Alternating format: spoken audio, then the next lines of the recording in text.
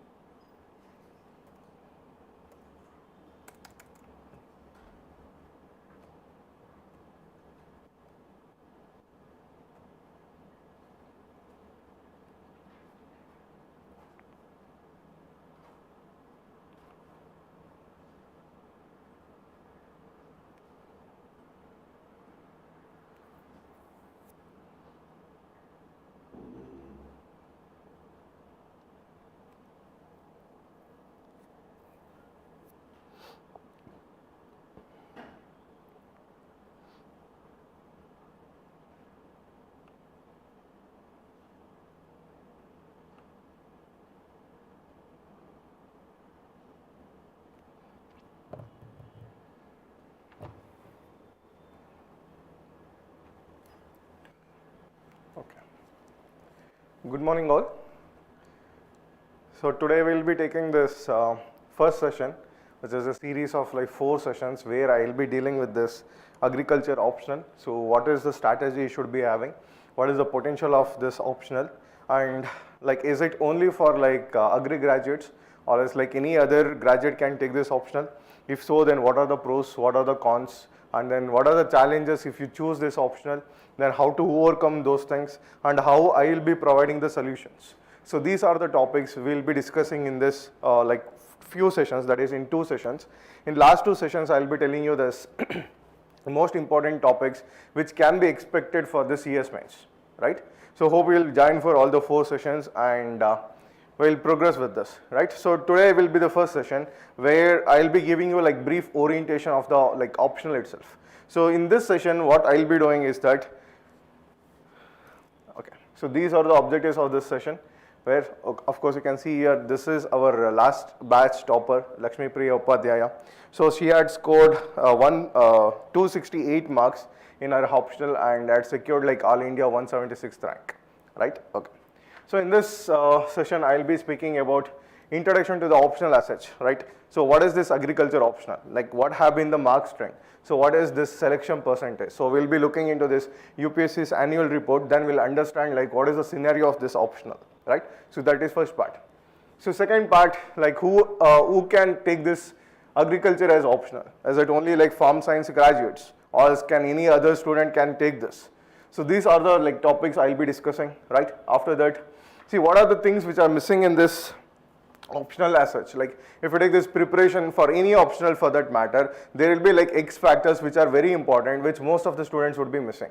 So I'll be like touching upon those things, like what are the important factors which students are missing, first thing. Second thing is that, let's say for example, if you choose like agriculture to be your optional, then what are the mistakes like usually students are committing, and what are the misconceptions about this optional as such it is present in the market.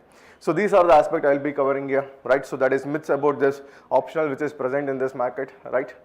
Then see, this is one of the like most like asked question for me, that is, so what are the sources for agriculture optional as such, how to prepare the notes.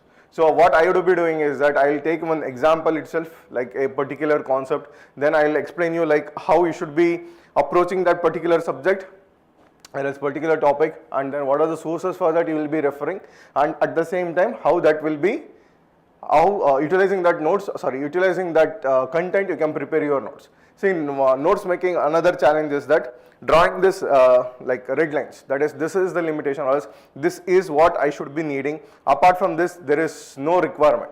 So this sort of feeling, how to get it, or else how to quantify like how much you need and how much you need not know about a particular topic, that I will be touching there. After that, this is the most important part of this session, where I'll be like taking the syllabus as such, like entire syllabus I'll be taking from each individual subject point of view. Let's say for example ecology. In that ecology, hardly we have like 5 to 6 lines of the syllabus. But in that, like every year, at least somewhere around 40 marks question is coming. So what is this importance of this subject? What is that analysis you should be doing like between this syllabus lines? So that I'll be focusing here, right?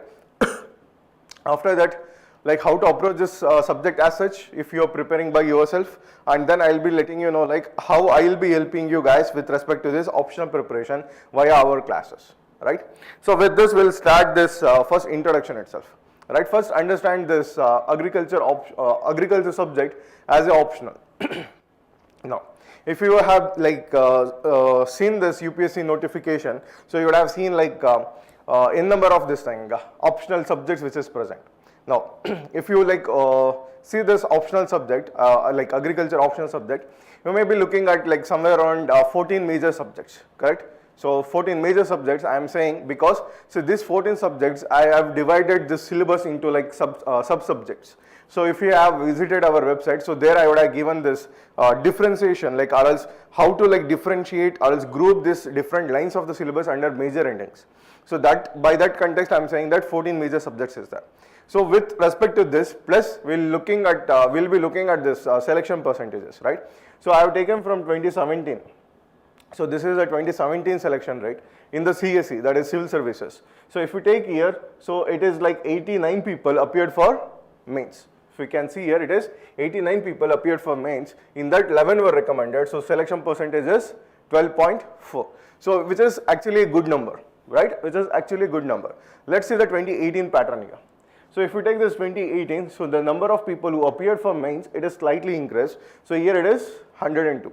In that, like 3 people got selected. So somewhere around 3% is what the selection percentage, correct? Then this one.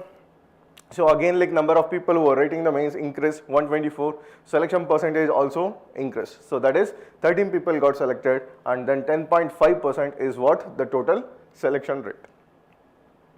And this is the recent one, 2020. So 111 people had appeared. So in that 3 people had cleared with 2.7% as the selection percentage, right?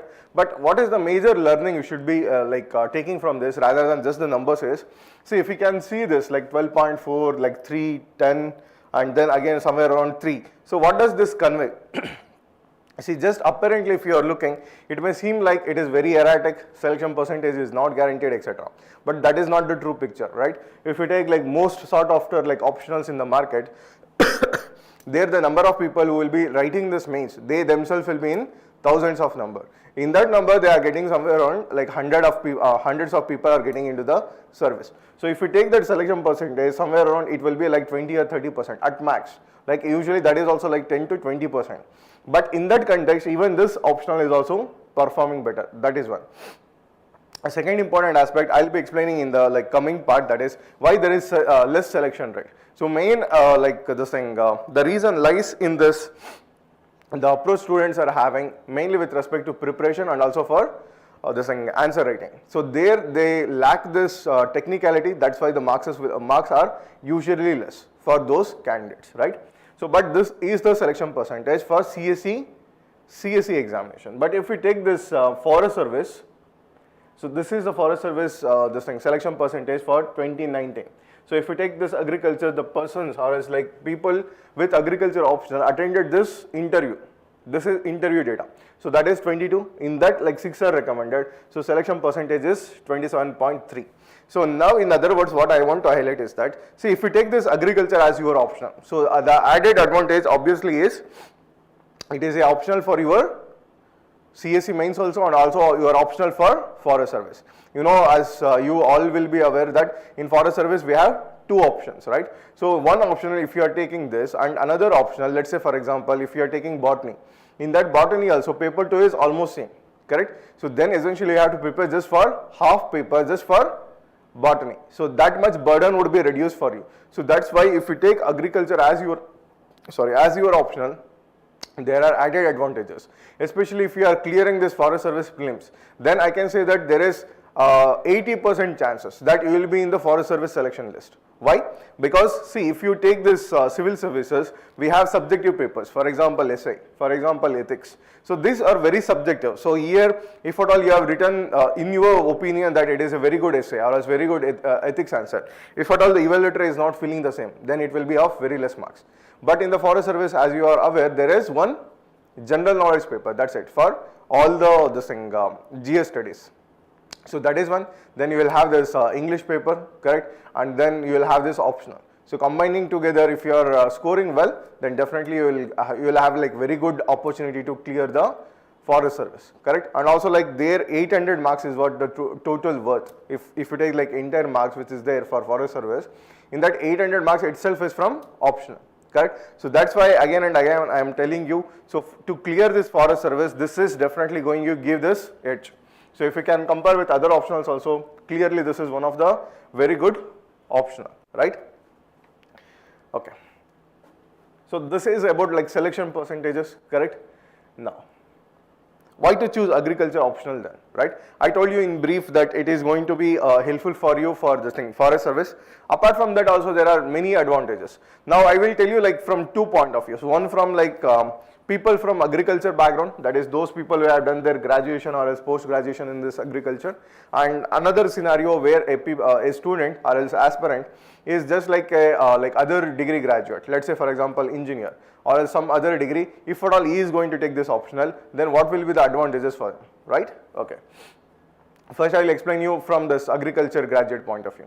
So first one, it is familiarity with the subject. See, here you should be honest with yourself. Let's say for example, if you have really studied this agriculture degree and for 4 years you have just studied like only one subject, that is agriculture, and 4 years of study doesn't give you confidence to take it as optional, then how can you be like 100% sure by taking like another option you may clear it? I'm not saying that it is not possible, but what I am trying to say is that since you already have familiarity here, for like 4 years, or you already know what is that syllabus which is present in the syllabus, which is present in this UPSC syllabus. So that is the one advantage. Second advantage, let's say for example, the other options like let's say PUBAT, PSIR, which is little bit dynamic, where usually current affairs plays a major role.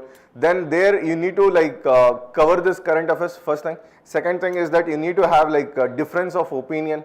And if that opinion, if you are trying to represent more and more in your answers, people will say that these are the opinions of scholars or else opinion of like some philosopher. Then what is your what is your opinion? So then they will be saying that originality in the answer is missing.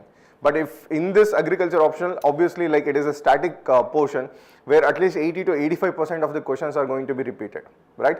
So that is another advantage. Second advantage is that, or another advantage is that, let's say for example, that fear of like unknown will be there in the examination hall. That is to say, with any other optional, if you are going and if you are sitting in the examination hall, you will be always scared of like those questions which may come from like unknown topics. So but in this agri optional, like I can assure you that out of this 400 marks, there can't be like a single question which is not known to you. So there may be a question where you may know like if at all it is asked for 15 markers, you may have content for 10 markers, but it would have been asked for 15 markers. That is a possibility. But essentially there won't be a question which is totally unknown for you, right? So that is the advantage of familiarity with the subject, right? Next one is technical subject. You see, what is the meaning of technical subject? Let me give you an example. So all of us know that DNA is the hereditary material, correct? And DNA try to replicate itself in the body, correct? Now question could be like this: explain this semi-conservative method of DNA replication. So semi-conservative method of DNA replication, it has been proven and it has been given by scientists, right? If at all that question is asked, so what I should be writing? Right, I should be writing the model, or else I should be writing this diagram, I should be writing this thesis or else like hypothesis which they had given, and then I have to give these features. Apart from this, there is no like other scope for us to represent things here, correct? So in other words, if you are giving this technical content in the answer, the chances for the evaluator to deduct the marks, it is going to be very less. It is sort of like mathematics, because if you are arriving at the right answer, then obviously you will be getting good marks. So chances of losing the marks will be less. So that is the advantage of this technical subject. Are you getting? So this is one of the major advantage of this optional. Next one. Less time. See, if you have like studied this optional for 4 years, right? So how much time you may need to just cover these things? So I truly believe and I truly like say to the students, if you are going to give even like 6 hours per day for just for optional, and in that 6 hours per day, within 3 months, definitely you can complete your notes plus 1 test series and then 1 revision. So that is possible. But as I told you, like 6 hours consistency is needed. So problem with the students is that in the beginning they will be reading for 10 hours, 12 hours also. After that they won't even touch the books itself. So that is bad. So consistently, if you are giving like 6 hours per day, definitely you are going to cover within like 3 months for sure, right? So that is one advantage. Next one is unknown question. As I told you, like very less chances of like appearing this unknown questions in the examination. People may say about like let's say bouncer sort of questions. Sir, a question on this QPM, that is quality protein maize, was asked, etc. But essentially, see, so that is one of the expected topics. And recently, what is happening in this UPSC trend is that they are asking like a generalistic sort of view. Let's say, for example, this thing, doubling farmers' income, you would have heard, that is legislative point of view, that sort of one question. Or else, let's say, Pradhan Mantri Fasal Bima Yojana, crop insurance, that sort of one question. Or else, let's say, for example, how does this socio-economic condition of the farmers determine the cropping pattern? So that is again like generalistic understanding and generalistic analysis of this question. So that sort of one question is coming there, right? Plus at the same time, let's say this thing, what is that, QPM, if you are saying that, so there is another trend which is happening in UPSC, that is to say, few of this research articles, like I'm not saying that every question will be from research article, but few of the topics which were in the news, right? Which were in the news for the scholars and all, so that sort of one question it is coming, right? And QPM, of course, like if you take this rice, wheat and maize, so that is very important. So that's why in maize that question has appeared. Are you getting? So if you take this trends of UPSC, they have been like sticking to their basics. They are asking the questions from where they have been asking for years together. But for us, what we are doing is that we are focusing on 1 or 2 questions which is coming little bit applied, and we are like getting panic thinking that this is not going to happen for me. That is one of the biggest blunders you can make. Right? So don't do that mistakes. So that is to say, unknown questions doesn't matter for you in the examination. If at all it is in the compulsory question, then it will be tough for everyone. And if at all it is in the option, definitely you can take the option. Are you getting? Right? Okay. Next one is practical knowledge. See, for example, if you are an agri graduate or it's like horticulture or it's like any farm science, basically you will have this program called as RAVE, Rural Agriculture Work Experience Program. So there you would have gained what exactly is the problem in the field level, correct? And let's say for example, last year in the mains there was a question, in the optional there was a question, that is PRA, Participatory Rural Appraisal. And I am like damn sure in your RAVE also you would have practiced that PRA technique in your village, right? So that sort of like knowledge, definitely it will come handy while you are writing these answers, and knowingly or unknowingly you are going to use that as like examples in your answers. So that will make your answer much more original when compared to others. Are you getting? So that is again another advantage. Next one is diagrams. See, in this optional you have this scope of like conveying the content in the form of diagrams. See, if you want to explain like 10 points, it will take nearly half of the page. But with a diagram, you can convey more than 10 points content in just like a quarter of the page. So that is the beauty of this subject, because science subject, obviously it will be giving you this edge. That is to say, like utilization of these diagrams, flow charts, especially let's say procedures. If you take this second paper where breeding is there, so rather than explaining that in the passages, if you explain via like this thing, flow chart, then that would be good for you, right? So that is another advantage, that is utilization of these diagrams, right? Okay. Next one is overlapping topics with GS3. So, and I'm sure like you would have seen this GS portion of paper 3, where essentially, if you take this syllabus lines, that is from major crops and cropping patterns till this land reforms, that is exclusively in the domain of this agriculture. And every year, as you know, like 4 questions, that is like 50 marks, somewhere around 20% of like total marks in paper 3 itself is coming from agriculture. And if you see this portions of agriculture optional, so especially of this syllabus of this thing, food science and technology, and also let's say ecology portion, which is in the like paper 1. So these are the overlapping topics which will give you an edge while writing those GS3 answers as well. Are you getting? And if you have been thorough with this prelims trend which is going on, they have been asking constantly about at least 2 or 3 questions from major crops, correct? and cropping patterns or farming systems. For example, let's say organic farming, precision agriculture, conservation tillage. So this sort of like topics have been a constant theme in this prelims also. So that's why, so this optional definitely it is going to give you edge both in like GS and also in optional. Clear? So this all the things I said from like a farm graduate point of view. Now let's say for example, if at all a candidate is like engineer or else let's say even like BSc in some other subject, and he or she, if at all they are willing to take this optional, then what are the advantages or else why they should be choosing this optional? Right. First, what I would say is that, see, people usually think that at least they would have read this biology as such to take this optional. So in a way that is true. But what is the main catch here is that if you have that sort of like open-mindedness, or let's say for example, if you don't fear about this subject and if you have genuine interest and passion for this subject, then this optional is also for those kind of people, right? But in general, let's say for example, see, there have been like a lot of students from like engineering background itself. Let's say for example in 2021, so in 2021 when the forest results came, so there was this student, his name is Shivkumar Gangal. So he got this 27th rank. So and his optionals were like agriculture and geology. And in this span of like 3 months, he managed to like complete these two optionals, and then he got that 27th rank. So which is good thing, right? So in other words, what I'm trying to say is that all that you should be having is that aptitude. Are you getting? So aptitude and attitude, if at all it is merged together, then this optional it is for everyone, right? But in general, if I want to say, to be on the safer side, I can say that people who have like little bit idea about the biology and people who doesn't fear about this, for them definitely it is going to be there. And I have seen like another trend with the students, especially few will be there, like if they get this good guidance plus some material, then they will definitely crack the examination. For them also this is going to be helpful, because see, the advantage for those people is that they will look at this syllabus or as like questions in an objective way.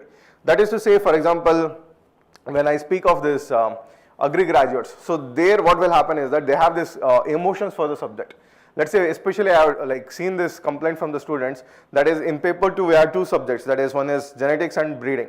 So there like lot many students say to us that, sir, we are fearful of this because for us in the like graduation level these two subjects were not taught properly. So then they will be, just because of these two subjects, they will be taking entirely a new optional. Then again they will be wasting their 1 year of preparation. Are you getting?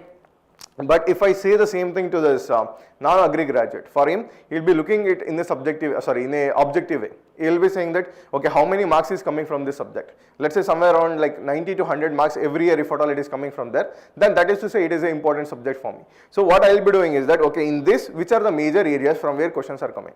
Okay, first I will make sure that these areas definitely it is there in my mind with respect to concept, with respect to content. So at the end of the day, that is what you need, right? So emotions are not important in this optional preparation. Are you getting? You have to look at the like syllabus in an objective way and apply your knowledge rather than emotion on this part. Are you getting? So that is the advantage for non-agri graduate, because I have seen like lot many students, and this year also like lot many of my students with like this thing engineering or else some other background, they are writing this mains with agriculture as their optional. Are you getting? So in other words, what I am trying to say, or else what I am not trying to do is that I am not trying to boast myself that I have done so much things. But what I am trying to say is that genuinely I am saying that because this is going to be one of the easiest and like useful optional, so people should be aware of this. So that is the main intention of this lecture series also, right? Okay, up to here I hope everybody is clear, right? And those people who are in online can ask me question, like if you have any doubt, or else let's say for example if you want like particular aspect to be discussed in the class, that you can let me know. And also like in between when I will be asking the questions, do like put that in the comment so that I know that you are present both physically and mentally in this lecture series, right? Okay.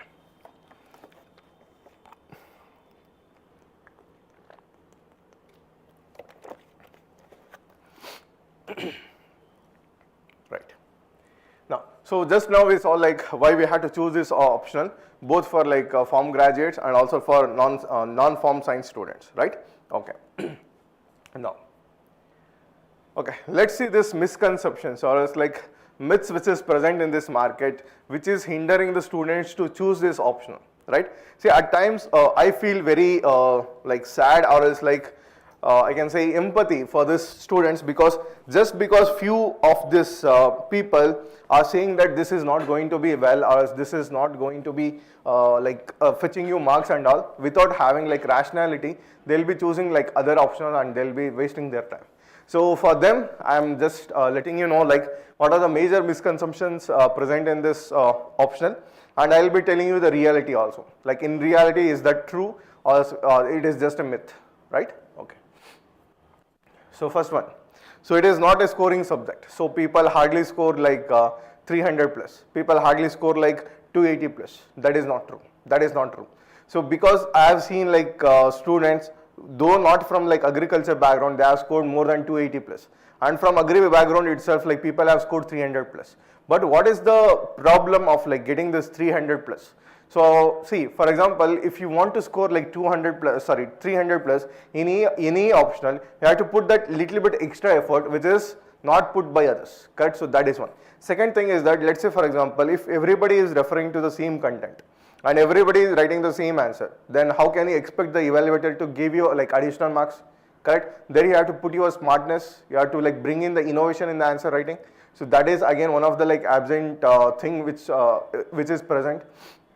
Now another thing, like why people are scoring less, that is to say, see, people usually like they tend to have this laziness in the preparation. They want this ready-made content, they want this spoon feeding sort of behavior. Then at the end of the day, when they are writing this mains, then they will realize that, okay, I don't have this much specific content for this particular topic. Then either they will end up making the notes, or else they will ignore that and they will try to present whatever they already have in their mind. So in both scenarios, obviously they will be getting less marks. Are you getting? So that's why, see, this thing that is like getting very less marks, that is not true in this context. And what I can say is that I can assure you, and I can give it in the guaranteed form, that if we have like read this optional, practiced answer writing, and done this thing for at least like 4 or 5 months, then I can assure you that definitely you will be getting like 260 to 270. That is for sure, 100%. Because you see, if you take any optional, if you are scoring like more than 260 means, that is like optional is really good. So if you are not getting that 290 or else like 300, that is to say on that particular day, few things may have went in against for you, right? So first thing is that along with your presentation, answer writing, content, etc., few X factors should also fall in line, so that you will be getting that extreme good marks. Are you getting? But just because if you are seeing at few of the copies and deciding that this is not going to fetch you marks, then you are fooling yourself, right? So don't do that. So of course it is a scoring subject. Next one. So this is another bigger misconception, thinking that this syllabus is very huge. So we cannot cover, it is like bottomless ocean. So these sort of like things which will be said by the students, at times I feel like laughing, because see, here why they will be feeling so is that they will be just reading these headings, but within that heading, what is that thing which is not mentioned in the syllabus, but that it should be doing, right? So that can be done by a PYQ analysis. See, if you are really thorough with this PYQs, and if you are integrating that PYQ preparation or else PYQ analysis into your preparation, believe me, like your preparation journey, it will be reduced by half for sure, because PYQ itself will be your starting point and PYQ itself will be your finishing point. Are you getting? So that's why stick to this PYQs. If you have really done this PYQ analysis, then you will get to know that the syllabus is not that much vast and I can easily cover this syllabus. So today, while I will be discussing that last part of the syllabus section, which I told to you, I will make it a point that I will highlight you like how easy actually the syllabus is and how easily you can like integrate these topics and you can get this, like very good marks in this subject, right? Okay. Next one is notes making. As I told you, like notes making takes time, and also let's say for example, there is no 1 point source for this optional. Then if you are going to make these notes, it may take you like a year to make the notes. So these are all are like lazy people who have like spread these misconceptions. But if you ask me, see, the genuine concern here rather than this thing, what I could say is that, so like choosing the right source, correct, and how much to be written and how much to be left. So this usually will not be done by the students. So that's why they will be feeling like, okay, this is going to be tough. and if I start making the notes, I don't have any guidance. So this sort of thing will be there. But essentially, if you are, as I told you in the beginning only, if you can give like 3 months of your preparation time, like daily 6 hours also, definitely you can complete these notes. But one important thing you should be like forgetting, not just from this optional point of view, from your preparation as such, it is this thing, that is like the concept of this 100% preparation, the concept of this like 100% notes, it is never going to exist. 100% definitely it is not going to exist, because we have tried by ourselves and we know that. So definitely it is not going to exist. So but what should be there? So what should be there is simple thing, as I told you, like PYQs. If you are covering this the themes of PYQs, not like just this PYQ questions, we have to understand what is the themes they are focusing on, and if you are covering that PYQs in your notes, and if you are constantly revising that, then you can say by for yourself that you have done your preparation for this optional. So that is what you can say for this notes making, right? Okay. Next one. So this is another fear usually students will have, that is, sir, for this optional will be we need like PG level preparation. So questions will be of like PG level questions. That is not true, because if you can like go through this UPSC notification, clearly they have mentioned the exact words are like this optional requires a level higher than the degree level but lower than the PG level. They are not saying that only degree level questions will be asked. At the same time, they are not expecting you to read this PG level things. They are saying that in between that I will be asking the questions, and they have stuck to the same thing which they have said in the notification itself, right? So this is like baseless misconception, right? Okay. Okay. Another misconception, thinking that, sir, molecular questions are coming very much, and to have this understanding of the molecular level things, I should be reading this PG level things, etc., etc. See, okay, so if you can take at least 10 years question paper, even in 10 years question paper, hardly you may find somewhere around 10 to 15 questions which are of the molecular level. And in the realistic way, if you have like seen this choices which they have given in the optional, then by that thing, like you could have even eliminated this attending the question itself, right? In other words, what I am trying to say is that you are just focusing on this minute thing which is present in this examination rather than focusing on the bigger picture. So focus on the bigger picture, that is like, see, at the end of the day, like total marks they will be asking for is 400 questions. In that they are asking you to write for 250 marks. So in that 250 marks, question 1 and 5 is compulsory. So obviously you don't have choice there. So in rest of the things, choose that sort of question where you have like at least 80 to 90% guarantee that I will be scoring very good here. So like, see this, I have told like many a times, see, content is not the ultimate thing in this preparation. So content, of course, it is needed. See, especially if you are going to write this mains, like the fellow contestants or fellow aspirants will be writing the mains, will be having like almost same level of knowledge, right? So content wise, there won't be that much of differentiation. What is the differentiation? It will be there on that present day, presence of mind, one thing. Second thing is that how well you can present your content and how well you can structure your content. Correct? So these three aspects combined together, then it will be fetching you good marks. But the problem, or is like tragedy with the like students, especially in the preparation part, is that they'll be focusing more and more on like content. Let's say, for example, if today I will give you like 15 to 20 booklets, saying that okay, in this booklets you have like all the content you'll be needing. At the end of the day, then again you will be in the dilemma. Okay, 20 books are there, each book of like, let's say for example 500 pages. Then how can I revise these things? Should I be going for like making these concise notes? So obviously that doubt will be again coming and coming. So rather than like depending on some material, so why can't you prepare your own material? So don't be lazy, right? So don't be lazy. And speaking of this molecular questions as such, the number of questions which are coming from molecular level are very, very less. First thing. Second thing is that, okay, let me give you this PYQ example itself. So there was this question, so question is like this, DNA is the genetic material. Explain the role of DNA in development of traits. So you would have heard about this term, TREITs, traits, that is characteristics. So what is the role of DNA in development of the characteristics? See, as a fact, we know that, okay, DNA is the genetic material, right? So it has been established now. And also we know that DNA is responsible for development of few characteristics. Let's say, for example, this thing, height, etc. Correct? Now, so apparently this question looks to be like very molecular question, very tough one. But essentially what they are trying to test here is your fundamental understanding. If your fundamentals are really good, then this sort of questions are very, very easy to like answer in the examination and very easy to score also. So basically, what is DNA? What is DNA? You know that it is phosphorus, nitrogen, and then this nucleoside and nucleotide bases. So same thing is also needed for your protein synthesis. So same thing, something called as like genetic code is there. So for that also we need this nucleosides, nucleotides, correct? Amino acids. So combining all these things together, can't you write now this how these traits will be developed, right? So but the problem is we have biadded the things. We have biadded like okay AUG, methionine. So this is this, this is this. But in reality, we never understood what is the utility of this genetic code.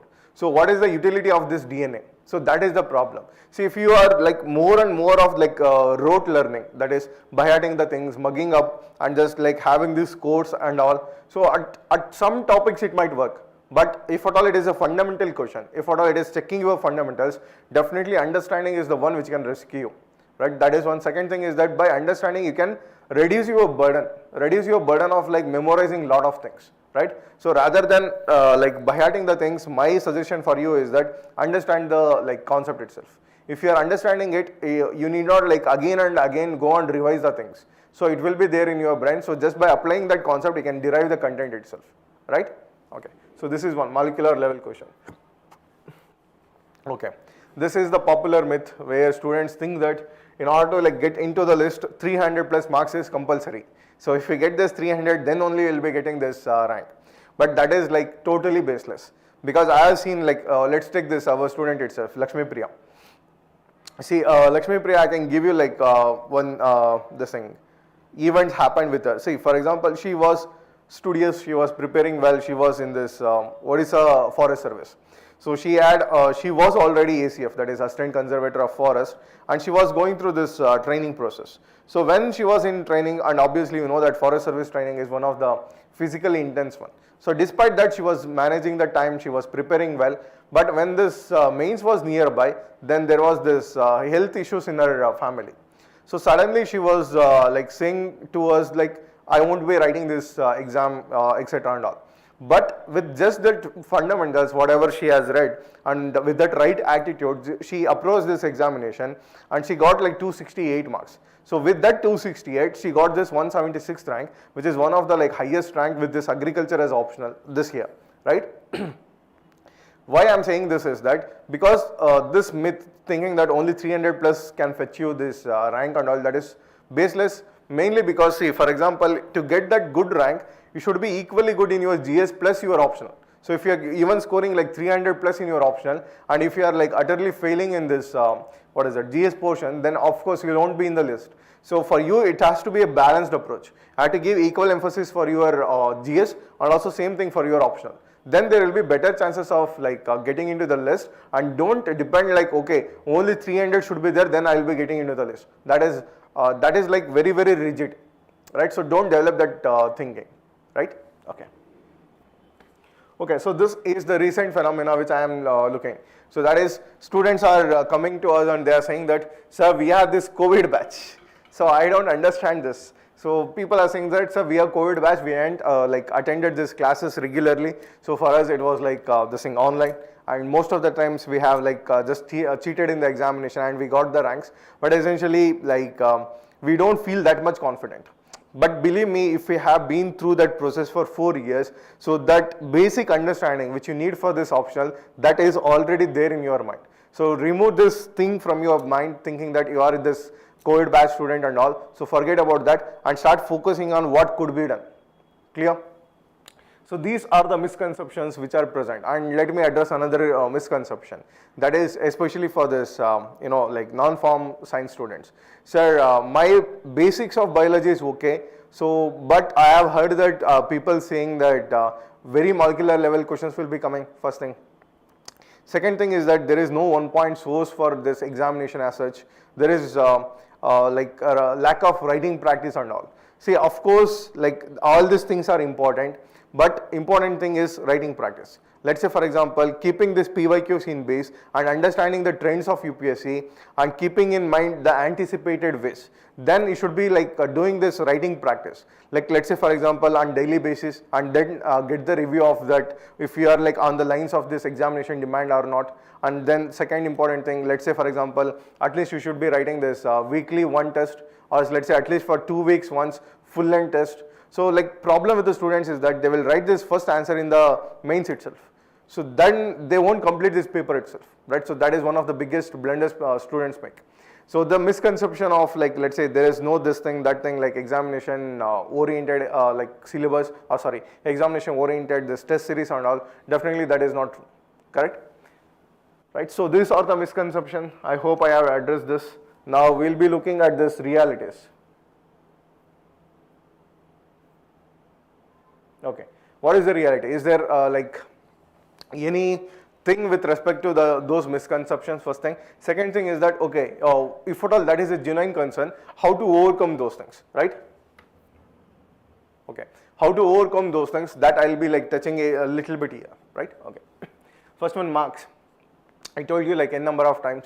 So let's say for example, content. So usually you may have like, let's say if at all the question is for 10 markers, you may have like 4 to 5 points. So either you will do one thing, you will just write those 4 points and you will leave the rest of the space, or else just keeping those 4 points in mind, you will drag the content and you will fill the page. In both contexts you will be losing the marks. So what should be done then? See, let's say for example you have 4 points, and I'm saying that if you are having the luxury of time, that is even before this mains, I'm telling you, even before this mains, if at all for a particular topic you have like very limited content, do this extra little work. See, for example, there are certain topics in our syllabus. Let's say soil as a source for greenhouse gases. So this is the exact line in the syllabus. So for this, again, there is no 1 point source. Like if you like even can read this DK Das textbook or as any other textbook. So there is no like 1 point source. For this, what has to be done is that first have this idea. Okay, what is greenhouse gas effect? Correct? And what are the sources of this greenhouse gases? Or else what are the types of greenhouse gases? Let's say for example, if you are thinking of methane, if you are thinking of nitrous oxides and all, definitely those things are emitted from agriculture also. From soil, what are the ways in which these are emitted? Because in soil, we know that soil is both source and sink of carbon, correct? So keep all these basics in mind, then Google it down, thinking, quoting that, okay, how nitrogen is emitted from this soil. Obviously, one of the ways, you would have heard about this term, volatilization. So volatilization means evaporation loss of this nitrogen fertilizers. So these sort of things, if you are like having the content, understanding in your brain, and if you can like look for some of the research articles, combine those together, and then if you can write a mock test, then again you will be getting that better representation there. Then if you write that same answer in the examination, I'm like more than 100% sure that you will get that at least 55 to 60% of the total marks which is given for that question. Are you getting? But this sort of approach is missing. So students are like easily satisfied with this small content, thinking that okay, with this I can manage the full pages. Okay, let me address another question. Usually student asks this, sir, if I have like let's say 8 content and 8 points, and if I have written that in like let's say 1.5 pages, and last like half of the page or like quarter of the page is remaining, but I feel like I have addressed the question. So should I be covering that space? No need, no need. Totally no need. So just if you are addressing the demand of the question with like 8 or 9 points also, that is more than enough. So here the game is about addressing the demand of the question. See, there are two words, one is content and another one is context. So like if you have content but it is not in the context of the question, then again you will be losing the marks. If you are maintaining both, that is contexting according to the demand of the question, then definitely you will be getting that good marks. Clear? So that is with respect to marks. And another thing is that, see, value addition. So I will let you know like what is this value addition. You would have heard about this term. See, there are two generic words usually utilized by like most of the people. One will be like value addition. Second is like this thing, what is that? PYQ analysis. What exactly is this PYQ analysis? What exactly is this, what is that? The value addition. That I will give you an example and then I will explain you that, right? Okay. So another important one is legibility. So legibility doesn't mean that it has to be like textbook sort of thing. So very clean, very legible, very bold, and looks like typed one. So that is not true. But if whatever you are written, it should be at least readable to the evaluator. So that is the major concern here. See, I had very good student. Actually, he was equally good in this GS and also in this. But only problem of his is legibility, right? Despite that, he got like 265 marks in optional, agri optional. But let's say, for example, with the same content, same presentation, if at all the legibility was fine, then definitely 10 marks, minimum 10 marks you would have scored. And by that 10 marks, he missed the like getting into this interview call. Right? So that's why I'm telling you again and again, like legibility is important thing. It doesn't have to be like very clean, but at least it should be readable to the evaluator, right? Next one, vastness. I told you that the syllabus, so word to word, line to line, it should be there in your brain. So when it is there, the advantage is that, so if you are reading this newspaper, if you are reading some magazine, then you will get to know, okay, so this is like important topic from where the questions are coming. Then you can make that value addition to your notes. Are you getting? So that's why the syllabus lines is one thing which is going to like reduce the vastness of the syllabus. Right? Second one, as I told you, like PYQ analysis. So what is this PYQ analysis? Okay, let me give you an example here itself. Okay, like all of you would be familiar with this agronomy. Okay, in this agronomy, let's say weed management is there. So if you take like any of this PYQs or else any year PYQ, at least 2-3 questions from this weed management definitely would be there. So one of the major repeated question is, one is bioherbicides. So bioherbicides, biological management of weed. So these two aspects plus this thing, herbicide activity and herbicide selectivity, right? So this I am saying because I have this idea of like at least 20 years question papers in my mind. So depending on that I am saying this, these are the important topics. So for you, what has to be done? Either you should have one good mentor who is giving you this sort of like proper guidance, or else you should be having that patience to go through this PYQs and get that orientation for yourself. If you are getting that orientation, then this feeling of this vastness, definitely it will be vanished from your brain, right? Okay, next one is knowledge level. See, most of the questions, like I can say at least 80 to 85% of the questions which have been asked in the examination, they are testing your fundamentals rather than like application based. Very few questions are from application, or else even if at all it is an application based question, first half of the question it will be checking your fundamental. Let me give you an example. Okay, you know this what is it, crop insurance. Okay, so explain this crop insurance, why Indian farmers are not adopting this crop insurance, and explain the importance of crop insurance in upbringing this small and marginal farmers, or else what is the role of crop insurance in doubling farmers' income. So if this sort of like analysis is asked, so for that first half, that is like what exactly it has been done already, that is what is crop insurance, how much percentage of Indian farmers are having this crop insurance, for which crops usually crop is insured, and what are the schemes and policies government has taken. If you know these 4 concepts, I call this as fundamental. So the rest part, that is your analysis, like how we have seen this syllabus, how we have understood this concept as such. Depending on that, you can derive the content for rest half. Are you getting? So this I can also say, for example, this thing, what is that? The same question I told you, like DNA. DNA is the genetic material. Explain the role of DNA in transmission of these traits. So that transmission of traits is the applied part for this fundamental. Are you getting? Yes. So this clarity is very, very vital in this preparation. I hope you are getting this, right? Okay. Now, next one is notes. I told you many times, the major problem in notes making is laziness rather than any other factor. So like come out of this laziness and also like be independent in your preparation. See, you should not be dependent on like any one person or else like any one material as such. You should be having that smartness to like take what exactly you need from any person and then make it your strength and then proceed it, right? Okay. Next one is, as I told you, this co-ed batch, just now I explained to you, should be having that willpower. Okay, I know that at least like basics of this. If at all somebody is going to teach me or somebody is going to help me with this, definitely I will be learning this subject much faster than other subjects. So this approach should be there in your brain, right? Up to here it is clear, right? Okay. Now let me address this one. Okay, online people, if you have any doubt or else like if you are understanding this, can you drop a message? right? Are you getting this?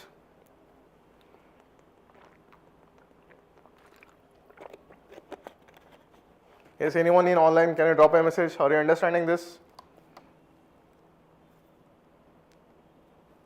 Right. Okay. Next important thing, major mistakes. What usually students are committing, right, while preparing for this optional.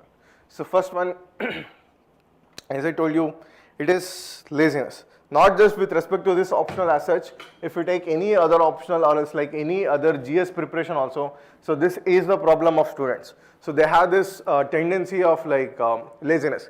See, if you take our times when we were preparing, what used to happen is that we didn't had like so many of the institutions, and we genuinely felt like, okay, somebody for agriculture option should be there who will be giving us guidance and all, but obviously that didn't happen. So for us it was like classical reading from this textbooks, from research articles. This is how we have studied. At least for you, we have done that work and we are like making it easy for you. But again, you are expecting us to like give it in a simplified form, give it in like crisp form which is needed for the examination and all. So that is like over dependence, and that is like clear sign of your lethargicness. So come over it, and then you have to like at least do this concise version of notes for yourself. That would be helpful for you, right? Okay. So that is one. Second one is patience. See, I have seen this very good students, right? So in the beginning phases, they'll be like making the notes and they'll be coming to us, they'll be showing, sir, this is the notes I have made, this is what I have understood from PYQ and all. So even I will be happy. But after like let's say 1 or 2 months, suddenly they will vanish. So what is the reason? They would have lost this patience. So saying that, sir, I was making these notes again and again, but my roommate, my friend who had like X optional, he said that he had already covered this optional, he is now writing the test and all. Now I have not even completed my notes, so that is not good. See, comparison actually it kills this creativity. So that's why that should not be done. So what I have to do is that see, okay, if at all he has like stuck to that ready-made notes from X material, then that is to say that optional person, like a different optional person, would have had that only limited idea. Now we are taking that a little bit extra leap of faith and doing this extra activity, then you have to believe in yourself that you are creating that much of difference between other competitors and yourself. Are you getting? Now the thing is, if you have seen this, what is that first slide, I told you that this last year mains only like 11 people, that is 111 people had written the mains with agriculture as optional. Now this 111 people, sorry. So this 111 people, the copies will be validated by maximum of 2 or 3 like persons. Now that the luxury of time is there with these persons, so they will be like going little bit deeper into your answers, right? And if at all, let's say for example, 100 persons have read the same thing and read the same, wrote the same answers, obviously they will be getting the equal marks, correct? So then what is the differentiation between those candidates? So that is what I am trying to emphasize here. So be smart and try to like differentiate yourself from rest of the crowd. Clear, right? Next one, as I told you, like having emotions. Let's say for example, if you are making notes for genetics and breeding, you will have that already fear, thinking that I haven't understood this in good way. Then you will be spending lot more time here. So rather than emphasizing like what is the cost to benefit ratio, you will be spending more and more time, and then when the time is there for like other subjects in the same optional, then you will not be doing justice there. So as I told you, see, when you are starting this notes making exercise or is like starting this preparation exercise, what should be there? First thing is clarity of thought. That is how much I should be doing this notes, correct? So how to quantify this, right? So this clarity, if at all it is there, then these emotions, it won't have the space for you, right? So remove out these emotions and at least like cover this notes for all the subjects in one go. So by that time, let's say for example, even if at all like some topics is left out, so that can be covered anytime. But if you are thinking of like arriving at this perfect notes, which is covering like 100% aspects of everything, that is never going to happen. See, at the end of the day, if you are an author, if you are like, let's say, willing to establish this institution as such, then if you are doing that exercise like notes making in 100% way, etc., that might be good. But yeah, essentially you are preparing for this examination. Here the major guidance is, one is PYQ, second one is cost to benefit ratio. So keep these two things in mind and then prepare your notes or else prepare your strategy, right? Next one. See, the problem is that when you are making notes or else when you are starting to prepare, so you will keep this unrealistic targets. That is, let's say in 2-3 days I am going to complete this agronomy. So that is never going to happen. So rather what you will be doing is that, okay, agronomy I will be covering in 3 days. Then if at all that is not happened, we will take 1 week, and then by that 1 week also it will not be completed. Then you will be thinking that, okay, this option is really tough. So this is taking lot more time than what I anticipated. So better is I should be moving for other option. That is the biggest blunder you can make. Because see, here you have to keep this realistic targets. How targets should be? Let's say for example, we'll take agronomy only. So if you have done this PYQ analysis of this agronomy, and let's say for example, this theme areas I told you, right? If you have identified that theme areas, and somewhere around like 100 major theme areas is there in agronomy. So 100 theme areas is there in total for one subject. And per day, how much theme should be covered so that you can cover it by 1 week. So this clarity will be there. So this micro listing and micro management of your day, that is going to simplify your preparation rather than, let's say, any like magic wand is not there, right? So you say some mantra or you say something, it is going to happen, definitely it is not going to happen. So micro management and taking like each day and each hour at a time. So that is the best way of like approaching this subject. As I told you, keep realistic targets in a day and try to conquer them. Clear? Rather than keeping these unrealistic targets, like any number of things, I will be doing this, I will be doing this. So don't bluff yourself. Be honest to yourself. Clear? Next one, test series. So this is again like one of the important aspect in this preparation. See, I have seen like candidates who have written their first answer in the like actual mains. That is one mistake. Or else, let's say for example, see, I am saying this as a mistake in a generalistic way, because I have seen candidates who have written very less test, maximum of 2 or 3, but again in the examination they have performed well. So it depends on the how as an individual you are, because I am saying this with a generalistic perspective. So as I told you, like our student Lakshmi Priya, so she had written I think 3 or 4 tests only, right? So in that 3 or 4 tests she had performed well. So after that obviously time crunch was there, but she was managing in that examination hall, right? But here in generalistic way you have to write like very good number of tests, right? So for that at least like one way is that, see, you may write the answers, but the thing is whether you are on the line with the preparation or else whether are you on the line of this UPSC demand. So for that at least you should be needing someone who can like guide you in the proper way. Are you getting? If you are doing that, then that is the biggest advantage you can have for writing practice. Clear? Okay. As I told you, this thing like taking this micro targets, like we have to divide and conquer. So though in like modern history we say that as a negative thing done by our Britishers. So essentially in this preparation strategy, you should be having that divide and conquer the strategy. How? Let's say for example, as I told you in this agronomy only, like take this total themes, okay, in a subject have this many themes, and if I divide this per day, how many themes it is coming, and in these themes, okay, micro listing of sub themes. So let's say for example, within a theme, how many like important dimensions are there. So one dimension, how much time it may be taking. So if you have this sort of clarity, then you will be like better equipped to prepare your notes, better equipped to manage yourself, right? So that is important. Right? So these are the major mistakes usually students do in their initial stages of preparation, and you should be avoiding that. Right. Okay. So before we go to this syllabus, I hope I addressed all the queries.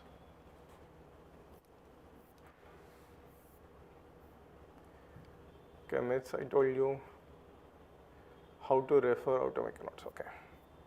Okay, so before we go to this syllabus and understand the syllabus and reading between the lines, I would just like to give you an example like how to make notes.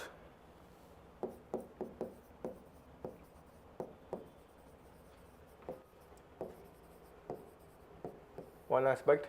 Second aspect, reference sources. what are the reference sources you can have, right? So let me address this, then I'll be moving to the syllabus, then I'll be letting you know like each individual like part of this syllabus and how important it is there, and by the end I can assure you that you will have this feeling that okay, syllabus is only this much, and essentially the part of this syllabus is easy, I had complicated this. So that sort of feeling definitely it will be there in the end, so that is my guarantee.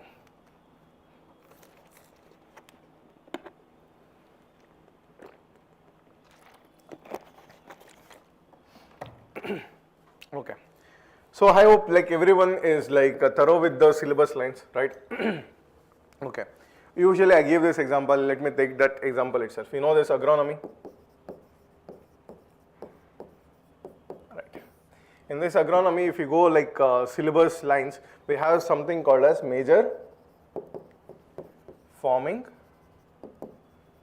systems or else cropping systems. Right, so this is in agronomy. Now if you go to this agriculture economics, we have again another line of syllabus which says different types of farming systems. I hope this syllabus is also like seen by you. Now in some way this is like coinciding, correct? Yes? No. If you take these PYQs, especially in the last 5 years, there has been new trend. So what they are doing is that, see, two parts of the subject, two parts of this question.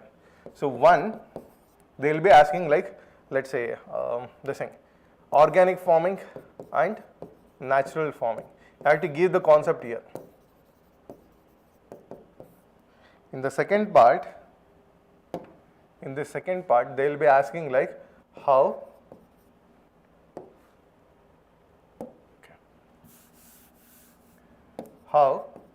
it is going to reduce natural resource exploitation, or else how it can reduce environmental pollution, or else how it is going to increase sustainability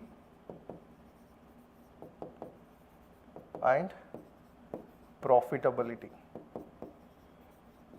or else how that is going to increase farmers' income, correct?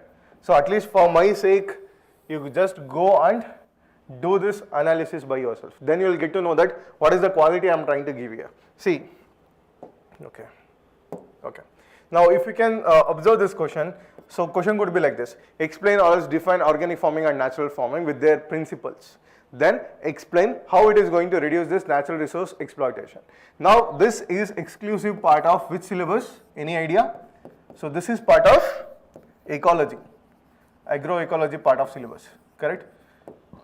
Now environmental pollution, I can say again it is part of two subjects. One is, if you have seen the syllabus, it is part of soil science and also it is part of ecology. So sustainability and profitability, in a way I can say it is related to agriculture economics or else even for ecology because sustainability is there. Now farmers' income, again I can say it is related to this agriculture economics. Can you see the trend here? How UPSC is, what UPSC is trying to do is that they are trying to like merge two subjects or else even at times 3 subjects, and they will be asking it as one question. So here if you are like just having this isolated way of preparation, that is okay. I have highlighted these principles, I have highlighted these practices of this thing, organic farming, natural farming, then that is not going to work here. Because of course that is needed, that content is needed, but that is not the end here. We have to like do this second part. So for this second part, what should be there? Literally you have to understand the principles of this. Then you will be like writing better answers, original answers, and you will be getting the better marks, correct? Now you got this idea, one type of questions which they are asking? No. Now what I will be doing is that I will be taking this organic farming and natural farming, and I will be helping you with respect to this notes making and reference sources. So if you are following me, so this is the same exercise you should be doing. If you are preparing by yourself, or else even if you are like attending my classes, I'll be doing this exercise myself. But for you, like those people who are like doing preparation for themselves, this is the approach you should be having. That is, start with this exercise. If you are like having this like compilation of these questions, if you are done by yourself, that would be much better. Then what you have to do is that do this analysis. Okay, how many different aspects have been asked here, correct? And what is the interlinkages they are asking here? So if you have that, then you will be thinking this is an interrelated topic rather than an isolated topic. Now this is the first exercise. Now second thing what you have to do, okay, organic farming, natural farming, right? Now let me ask this question. Okay, can anyone say the differences between this organic farming and this organic farming and natural farming? Yes, anyone online? Please do give the comments. What is the difference between this organic farming and this natural farming? Yes, anyone? Can you give the difference? See, though you are in online, it doesn't mean that you cannot be participative in the classes. So if you are participating, then it is good for me and also for you.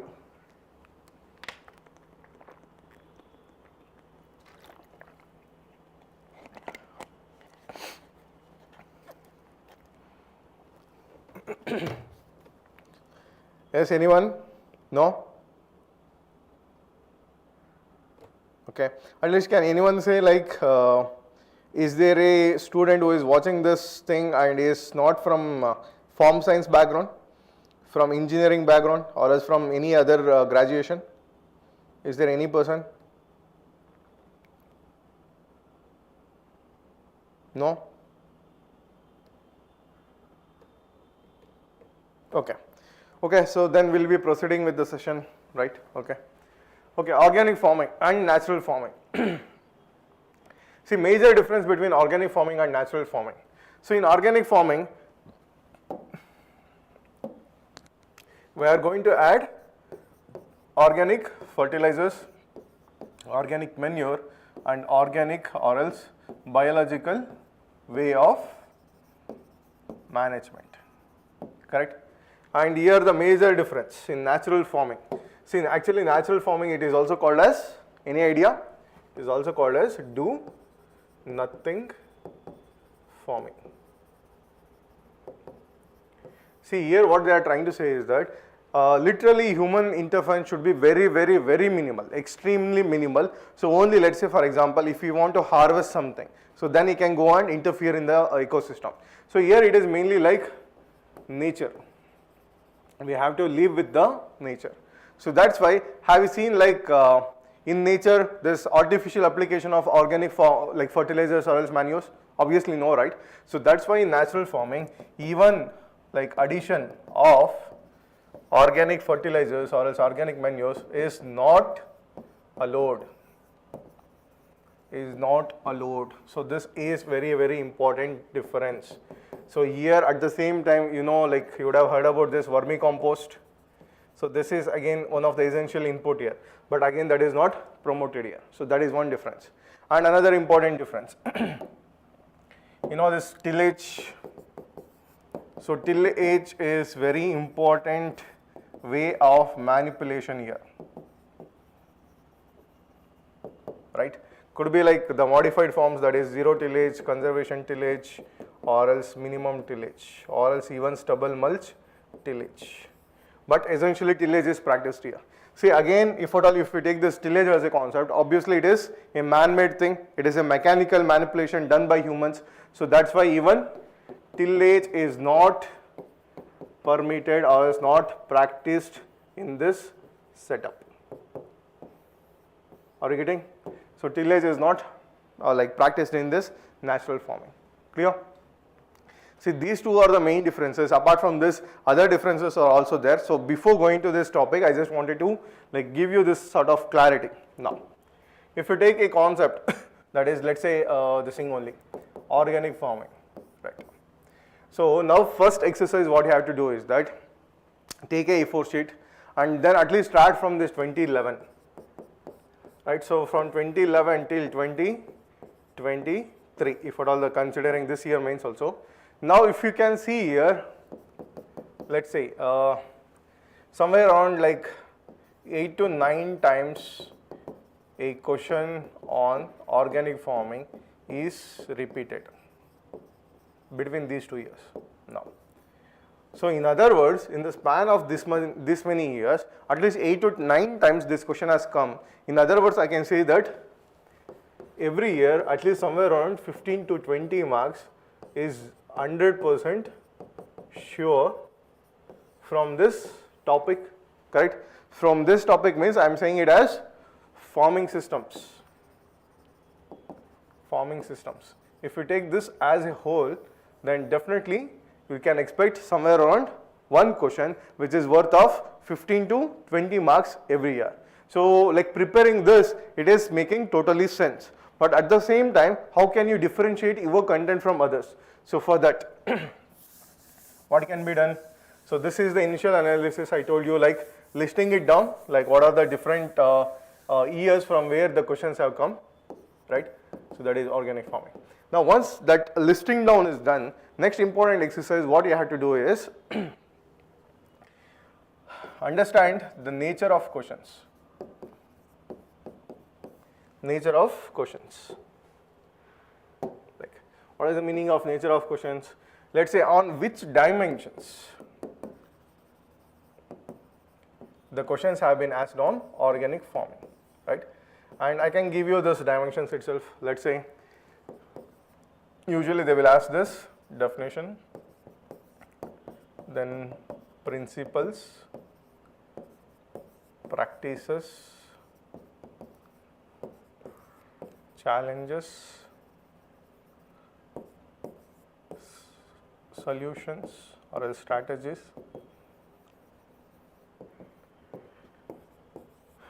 certification process, government, schemes and policies. Right. Now, if you take like any year question paper, any year, so you cannot show me any other question which is not from this dimension. Are you getting? Right? So what I am trying to say is that when you take a particular topic like this, arriving at this sort of like sub-dimensions or sub-themes, it is very, very important. Why? Because this will be your sort of index sheet, right? So when the first question in notes making is that how much to make, what topics to be covered, right? Like these dimension, definitely it is addressing these two questions, yes or no, right? So this sort of clarity should be there even before you start like making this actual content, clear? Right. Now let's say for example, once this is done, we have identified these sub-themes. Now what you have to be done is that at least for each of this dimension, somewhere around 2 or 3 pages notes should be there, right? So 2 or 3 pages, if at all it is there, and if you have observed the trends in the UPSC, so the maximum marks like usually they are giving is for 20 marks. So for 20 marks usually how many pages will be there, any idea? So for 20 marks usually 4 pages would be there.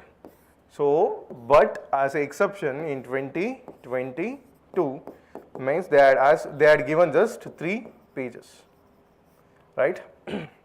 This again depending on what sort of individual you are, either it could be advantage for you or else disadvantage.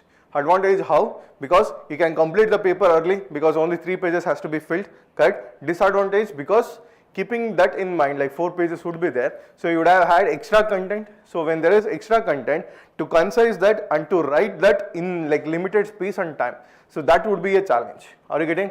So that's why I told you like if you have like content for 2 or 3 pages, then you can write for 20 markers, that is considering to be like 4 pages, and 15 markers usually 3 pages will be there, and 10 markers usually 2 pages will be there. So considering all these scenarios, if you have this thing like 2 or 3 pages content, let's say for example only one dimension could be asked, like what are the challenges facing this organic farming, and give the government schemes and policies, then definitely like you can solve that for like 10 markers, and here you have the content, definitely you can write it for 10 markers.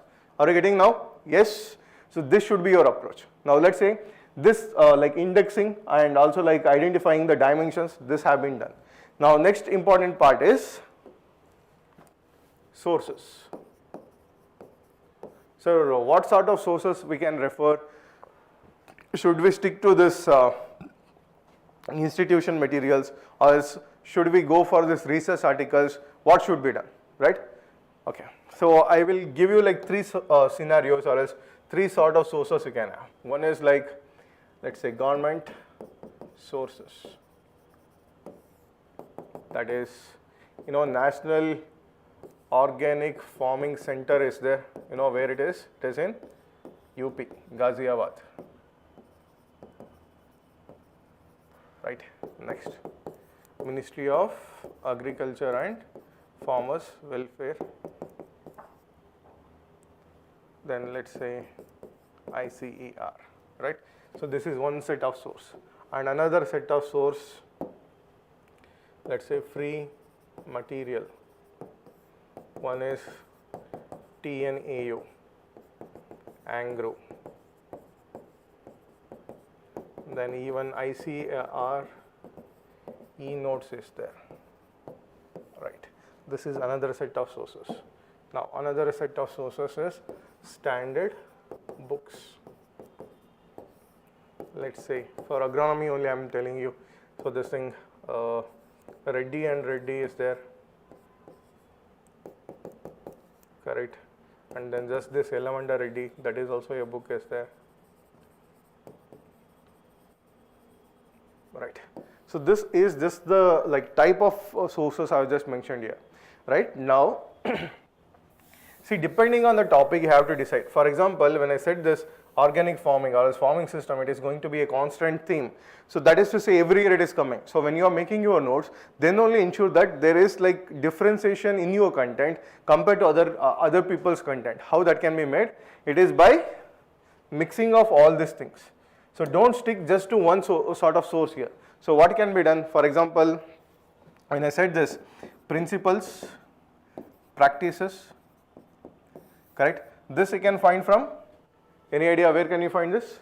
Definitely you can find this from standard textbooks, which will be much better, or else even from this free materials, correct? So principles and practices is done, even definition you can get from these 2 sources, correct? Now important things is this thing, challenges, status, solutions, government schemes. So for these things, what you can do is that you can refer for this thing. See, for example, if you take this National Center for Organic Farming, right? So they have this mandate that they have to release this, what is it, status paper, correct? They have to release this status paper. So what is the meaning of status paper? So in this status paper, they will be mentioning about, okay, so how many like farmers in India are actually doing this organic farming? What is the extent of cultivated land in India which is present under this organic farming? And what is this, okay, what is this percentage of in the global context in the total number of farmers involved in this organic farming? Which are the major crops grown under this organic farming? So this sort of data and also like this sort of orientation, it will be present in this one PDF itself. So in the same PDF, they would have also given you the challenges and what are the solutions this institution is providing, right? So considering all these things, you may get it in one point, correct? So that's why you have to diversify your sources for those topics, like there is high probability that it will be coming. And what I prefer and what I always profess is that stick to this government sources. See, government sources, one advantage is One is authenticity, right? Data is going to be authentic. Second one is, let's say for example, if at all UPSC is going to prepare this synopsis for the evaluators, then there is high chance that they are going to take the content from government source itself, and if your content and that synopsis content it is matching, definitely you will be getting good marks. Yes, are you getting? So these are the advantages of taking your content from this government sources, right? So do stick to this government sources. Now you got the idea, like how we have to like diversify the sources and how we have to make the notes. Yes, if so, then can anyone say, did you get this idea? Yes, anyone? Do you have any other doubt with respect to like notes making? With respect to notes making, is there any doubt for you?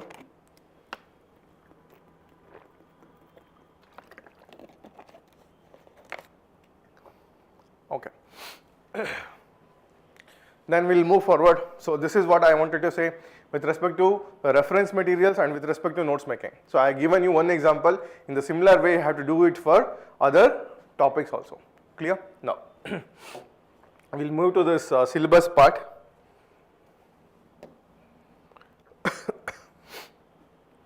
Okay. So this is what I told you in the beginning, that entire syllabus which is given by UPSC can be clubbed into these 14 subjects. So these are the 14 subjects which I have taken from like the categorization from our UG syllabus, right? So in paper 1 we have ecology,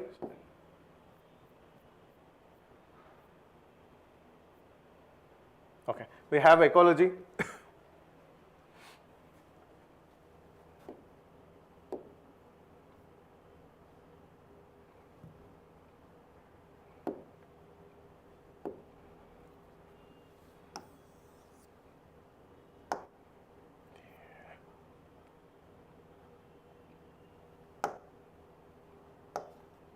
okay, we have ecology, and then we have this agronomy, and then we have this soil science, then soil water conservation, and then agriculture economics and agriculture extension. So these are the major subjects in paper 1. In paper 2 we have cell genetics, cell biology or else plant genetics, then we have this plant breeding, then we have this seed science and technology, and then we have this crop physiology, then we have this plant protection, horticulture, and then food science and nutrition. So these are the important subjects which is present in the syllabus. Now what I will be doing in this part of the syllabus, essentially I believe that this is the important topic for you. So here I will be going like between these lines, that is to say keeping like trends in the exam, like trends in the questions in mind, and what is that learnings you can find from this individual part of the syllabus, that I will be letting you know in very brief way.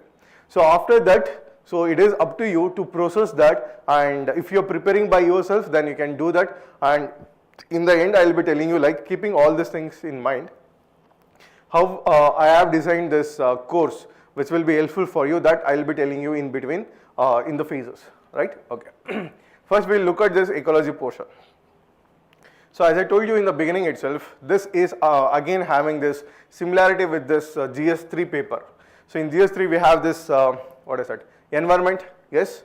So in that environment also this sort of portion is there. Now here what you can do is that, see, I have seen many students saying that, so for this there is no like good source and all, but what you have to do is that you have to develop this understanding.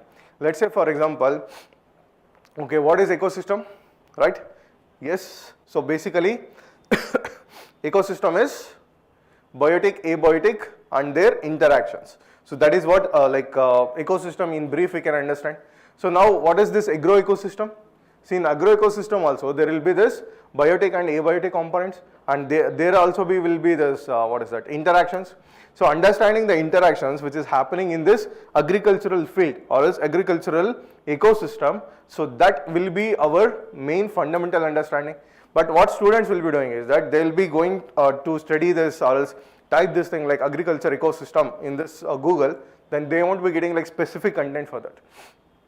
So for that, as I told you in the beginning itself, what you have to do is that you have to have fair amount of idea about this ecosystem as such, as a general concept. After that, you have to apply the same concepts to this to this agriculture field. Then you will get that content. Are you getting? So this is the best way and easiest way actually, right? So we'll look at the syllabus. First one, ecology and its relevance to the man. So this is one of the least appeared themes in the examination. But second one, natural resources, their sustainable management. That is one of the most repeated and most important topic which will be asked in the examination. But for this year, since last year only this question has come, so this year in a way it might be asked for 10 markers, but definitely not for 15 and 20 markers, right? So but essentially natural resources, their sustainable management. But what is that the thing which I have not mentioned in this and has been asked in the examination? Now let's say in this agronomy we have something called as this cropping patterns, correct? You know, one of the major type of cropping pattern is rice wheat cropping pattern, right? So in that we are doing this crop rotation between rice and wheat, correct? So let's say for example there are certain cropping patterns which are water intensive and there are certain cropping patterns which are water sensitive, correct? So depending on which type of cropping pattern you are choosing, basically you are going to utilize a resource in that way, correct? Now the question which has appeared and which can appear in the examination, it is like this. Explain the role of cropping patterns in natural resource conservation, right? That is one way. Second way is that how crop diversification can bring rational use of or sustainable use of natural resources. Are you getting? Because crop diversification, again we are trying to diversify the cropping pattern. Are you getting? In this way they are going to interlink, though it is not exclusively mentioned in the syllabus, that sort of questions will be coming. Are you getting? Or else let's say for example this thing, water use efficiency or else irrigation potential, it is one of the lowest in India. So or else it is one of the least productive activity in India. So considering this, how cropping pattern can increase this water availability, because again water is one of the natural resource, right? In this way the questions are going to come, right? And just for your reference, what can be done is that, let's say for example, you know, this long term and short term conservation of anything is possible. So same thing here, long term and short term natural resource conservation strategies. So this is again one of the important theme on which you should be developing the content. Clear? So in this way, see all these things I am saying even without looking at the syllabus, because so there is this effort which I have put for 20 years question paper analysis. So with this I am saying, so at least you should be having that patience to go through the PYQs, understand what is the demand of the question, clear, sorry, demand of this syllabus, right? So that is what this natural resources and their sustainable management. Next one is physical and social environment as factors for crop distribution. So this often they are going to ask this question, I can say twice or thrice every year, within 3 or 4 years once this sort of question will be appearing. So what basically they are asking is that, let's say physical factors means what? Like climate, for example soil, for example let's say availability of irrigation, etc. That sort of physical factors will also determine the spreading of this cropping pattern, first thing. Second thing they are asking about is social environment. So social is the tradition, food habits, let's say for example cropping practices, so diet pattern, so all those things is social environment, right? And next one is environmental factors. So all this combined together, how it is going to impact this distribution of the crops. So this is the basic understanding you should be getting. Clear? Next one is agroecology, as I told you, and first understand this concept of ecology and then apply the same concept to this agroecology, right? So for example, the thing which is not mentioned here but has been asked in the examination.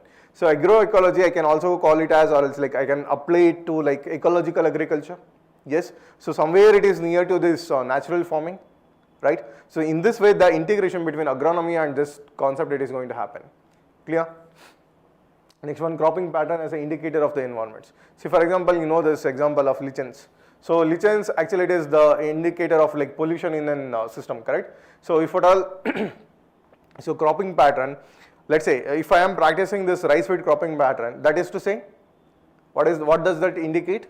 That indicates that there is good availability of rainfall, there is good availability of this alluvial soil, there is good availability of soil fertility. Basic assumptions we can make. So that is what it is trying to say. How does this cropping pattern acts as indicator of the environments? So environments means whether it is a semi-arid environment, or let's say for example whether it is temperate environment. So this sort of idea can also be obtained from this cropping pattern itself. But problem with like students is that they are not dividing or else like dissecting these lines of the syllabus, understanding it first, then go for this notes preparation. They will directly jump into this notes preparation, then they will be thinking of these topics in between, then they will think that, so this is very complicated thing. Are you getting? Don't do that mistake. So environmental pollution and associated risk.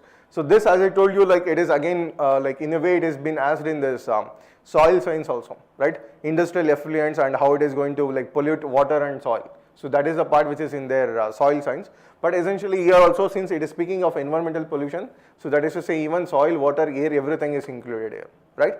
So obviously this is again like important topic in GS3 also. I don't think like that would be of much concern for you to prepare.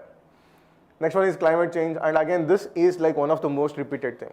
Climate change, the national and international conventions, like n number of times this question has come. So here the challenge is not about content, here the challenge is about how you are going to structure and how you are going to present the answer. Clear? Okay, next one is greenhouse effect and global warming. Not just about this greenhouse and global warming, all this like climate related phenomena, for example ozone depletion, for example this thing El Nino, for example La Nina.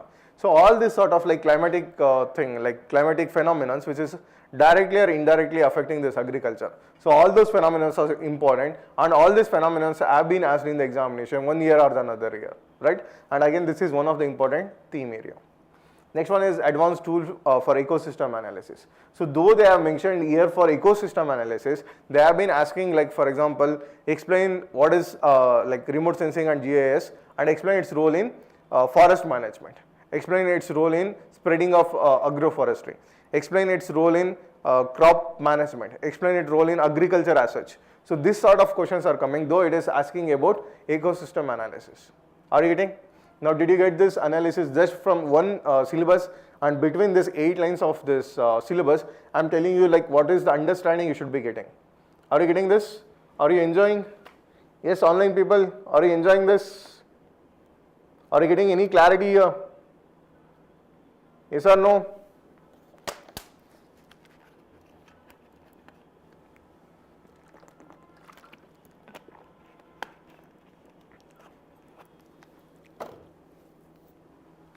Okay.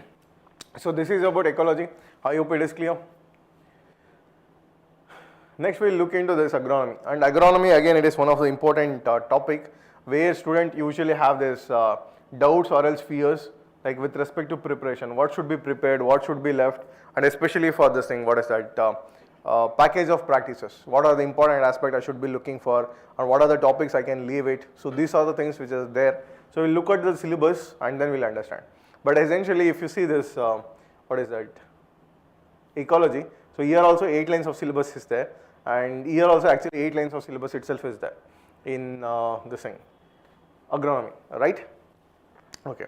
In agronomy, actually I have mentioned like these 2 things as separate one, that is agronomy and weed science, because so weed science has been again one of the constant theme where like questions have been coming. That is to say at least 2 or 3 questions from this weed management, every year the questions are coming. And same thing is true for this agronomy also. See, agronomy, soil science combined together in paper 1, that itself is coming for more than 200 marks, correct? So 200 out of 400 I am saying, right? That is to say the 50% of weightage it is itself is from this 2 subjects. Clear? Okay. Now within agronomy, first one is cropping patterns in different agroclimatic zones of the country. So here 2 important keywords, one is cropping pattern and another one is agroclimatic zones. See, agroclimatic zone classification according to this planning commission it is different, according to this ICAR is different. So at least you can look for this ICAR, because planning commission it is like very intensive one. So according to ICAR we have like 15 zones. So in these 15 zones, what is the major cropping pattern it is present? So here it is not just like listing it down or it's like by adding the things which is the major cropping pattern and all. Try to understand the logic behind that. So what are the environmental factors? What are the social factors which is making this cropping pattern more dominant in this agroclimatic zones? If you have understood that, so there was this PYQ. What is agroforestry? Explain agroforestry in Indo-Gangetic plains. So now if you know that Indo-Gangetic plains, it is having like diversified soil fertility, and also they have this diversified cropping pattern. So while you are like by adding the things here, if you had applied that logic thinking that okay, this sort of diversity is there, then that would have been an easy question in the mains. But if you have like just biated like agroforestry separately, then cropping pattern separately, then it would have been tough. Are you getting? Because IGP, Indo-Gangetic Plains, it is again one of the important agroclimatic zone, right? Okay. Next one is impact of high yielding and short duration varieties on shift in cropping pattern. So this in a way you have to understand like how green revolution, it is impacting like agriculture in a positive way and also agriculture in a negative way. So that is one. So second one is like recently Dr. M.S. Swaminathan, again he had given this terminology that is called as evergreen revolution. I hope you would have heard. So the thing like, okay, what is the role of this cropping pattern in perpetuating or else like in realizing this evergreen revolution? That's sort of one question. Or else how this introduction of high yielding varieties or else short duration varieties has led to decline in the soil fertility. Or else let's say for example, how this what is that term? High yielding and short duration varieties has ensured food security in India. So these sort of questions definitely can anticipate from this topic. Clear? Right? And questions have come from this topic itself. Next one is concepts of various cropping and farming systems. So this is what I told you in the like notes, how to make the notes part. Remember, like I took this example of organic farming and natural farming. So this is essentially that part of topic, right? Next one is organic and precision farming. So these two things, since they are mentioned exclusively in the syllabus, so then you should be going a little bit deeper here and understand these concepts. Clear? Okay, next one is POP. So here like many of the students will have confusions, many of the students will have fears. So let me address this. So POP doesn't mean like all the crops package of practices should be known to you. So it is pretty simple. See, if you have like again seen this PYQs, especially if you take the cereals, which are the major cereals? Yes, obviously we know it is rice, wheat and maize, correct. So for rice, wheat and maize, what you have to do is that you have to go a little bit deeper into the syllabus, right? So it is not just like understanding this thing, what is that, package of practices for transplanted rice, package of practices for upland, lowland. So no, that is not the end itself. So everything of this rice is important, starting from this nursery management, right? In this nursery only we have 4-5 types. For example, depot is there, modified depot is there. For example, this thing, what is that called as? Synthetic tree nursery is there. So this sort of different types of nursery is there. So starting from there, even till up to an extent like post harvest, you should be having brief idea. Because you know there's modified forms of rice cultivation. So that is for example SRI method, for example AWD, that is alternative wetting and drying. For example, this thing DSR, direct seeded rice, aerobic rice. So all these things, it is not just understanding like as a concept, but you should be knowing the POP specific for this thing. Because when we are saying like specific, that is to say you should be knowing like specific hybrids, specific varieties suitable for this also. Clear? So like see, especially in POP, like develop this framework. Rest of the crops I'm saying for you, that is apart from this rice, wheat and maize, for rest of the crops in cereals, what you can do is that the framework starting from this land preparation, then climate requirement, soil requirement, nutrient management, water management, varieties, hybrids, and then growing seasons, and then this fertilizer management. So everything, if you make a framework, somewhere around 10 headings or 15 headings it will be coming. So in these 15 headings, if you are going to like fill it in like tabular form, so that is also good enough for rest of the crops, but mainly it is about rice, wheat, maize. And since this 2023, it is declared as International Year of Millets. So at least major millets. So what are the major millets we have? Yes, sorghum, bajra and ragi. So these are the 3 major millets we have. So for these 3 major millets, at least few of the hybrids and like modified methods of this millet cultivation, right? So this is one. And next one is in general importance of millets as such, challenges for millet cultivation, and then potential of millet cultivation and solution for millet cultivation. And also it can be asked like this. So millets are usually dubbed as like a poor farmer's crop. So what is the role of millets in bringing the livelihood security to the farmers? Or what is the importance of millets in uplifting the small and marginal farmers? So this sort of topics definitely you can anticipate from this topic. Are you getting? Yes. So this is, I told you about like cereals. Now for example, pulses, again see, if you take this Indian scenario, the top 3 major producing crops, right? So that should be known to you. For example, in pulses we know like gram, so that is chickpea. So that is one of the important crop. So in this way, at least top 3 crops, you should be having like specific POP. Rest of the things, it is just like the generalistic understanding. Clear? So this is about POP. So weeds, so though they have just given these 3 methods, 3 lines of the syllabus. So important aspect is like in chemical control, it is about herbicide, the modes of action of herbicide, and then selectivity, the resistance of herbicide, and what is this reverse resistance, type of resistance, and how to overcome all those things. And another important aspect in this weed is weed shift. So that is to say, there's Familiarity minor, you would have heard. So it is an exclusive and important problematic weed in wheat. Because of this repeated crop rotation between rice and wheat, now this Familiarity minor, it is starting to emerge in rice crop also. So this sort of like moving one weed from one field to another field, or is from one crop to another crop, that is called as weed shift. So this sort of like trends and advancements, especially with respect to this, let's say biological management.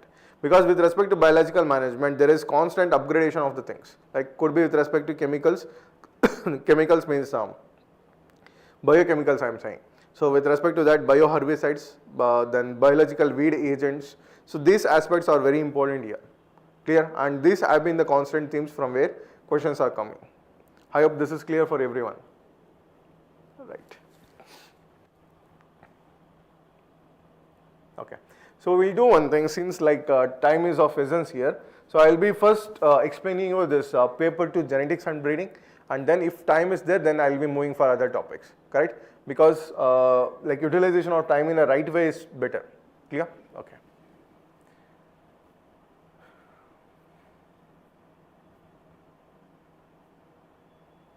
Okay. So this is the second paper. So first part is cell biology. Cell biology or plant genetics.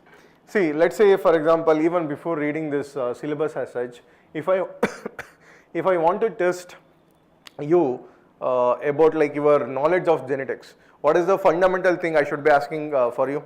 So obviously you can say that it is about cell, correct? The knowledge of cell division, the knowledge of like cell organelles, correct? So that's why if you go back to PYQs, at least one question it is coming from cell biology. Because see, imagine yourself to be a question paper setter, and if at all you are a question paper setter, and if you want to check my knowledge of that particular subject, what you will be doing, you will be definitely asking me one fundamental question and one applied question and one somewhere in between that, correct?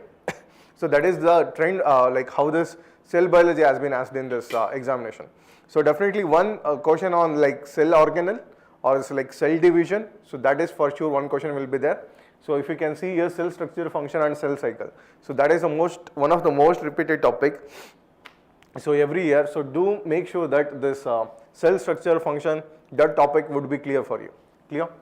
Next one is synthesis, structure and function of this genetic material. So genetic material here, it means DNA.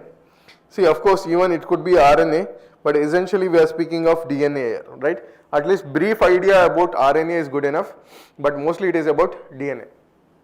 So different models, different theories for this DNA replication, and what is the role of it in like heredity. So that aspects it should be clear for you. So laws of heredity, without Mendelian genetics, like genetics would be incomplete. So that's why those theories of like Mendelian genetics, so that are important here. Next one is chromosome. Again, it is part of like cell structure only, but essentially chromosome, it is very important because again it is vehicles of heredity. Like genes will be present on the chromosomes. That's why these are important. So chromosome structure and chromosome aberrations. So if we take like individual aspect itself, like we have a special type of chromosomes, correct? So that itself is a like important question. Plus if we take this chromosomal aberrations. In chromosomal aberrations we have two types. One is structural, numerical, correct? And alternate years, at least one sort of question you can always anticipate from this chromosomal aberrations. And see, it is pretty easy. What are the aspects you should be learning there? What exactly is the aberration happening? What is the cause? When I am saying the cause, it should be like cytological cause. What is at the cell level it is happening?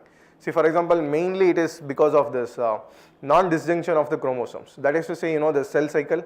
So in this cell cycle, so So cells during this anaphase, it will start to move, sorry, not cells, this chromosomes, it will start to move towards this poles, correct? While it is moving, what will happen is that there is like irregular separation and proper disjunction will not happen. So because of this, either there will be like addition or else like deletion. So this sort of like things will be happening in these chromosomes. So depending on that, we have to explain the causes. Then causes or else origin, then you can give this types within the same thing, and then you can explain about the impacts, and then you can go for next topic. In this way, you have to like prepare for this topic. Clear? Next one is linkage and crossing over, and again this is one of the most repeated thing. And linkage and crossing over, obviously, see, you have to understand the importance of it. See, if I want to like develop a variety, let's say for example I want to develop a variety which is having like disease resistance, and if at all the gene which is responsible for this disease resistant, it is linked with this susceptibility to a particular virus, then both will be coming together. Obviously I cannot develop this a resistant variety when there is a linked genes. So this sort of like clarity why you should be reading this and what is the utility of this, then that will make you be interested in that topic and you will prepare it very well. Clear? So that is about this linkage and crossing over. So that is what significance in this recombination breeding, because in this recombination main thing is creation of variants. So to create this variation, obviously linkage is one of the problem. So that's why one is like detection of the linkages and how to overcome the linkages, and plus first thing is causes for the linkages. So if you understand these things, then linkage is good enough for you. Clear? Polyploidy, euploidy. So this polyploidy breeding itself is one of the important topic in the breeding, but here you have to understand this concept. What are these polyploids, how they are produced, what is the importance of it, and what are the impacts of this. So this is general idea you should be having. Next one is mutations, and again this is most repeated theme. So mutation breeding, it is like sort of this chemical and radiation type of mutations can be created. So that is like one of the easiest way. So that's why this mutation breeding plus mutation as a concept. What are the types of mutagens? So those are important topics under this, right? Heritability, sterility, and incompatibility. So take this as an individual theme here. So this sterility, we have different types. So CMS, CGMS, temperature regulated. So each individual type, how it is happening, what are the methods for which or through which we can like create this thing. So those sort of things. Like again, self incompatibility, what is it? Then what is this importance, or is like how we are commercially exploiting it. So those are the important aspects here, right? Cytoplasmic inheritance, sex-linked, sex-influenced, and sex-limited. So these three aspects have been asked very less. But first one, that is cytoplasmic inheritance, that is again one of the most repeated things.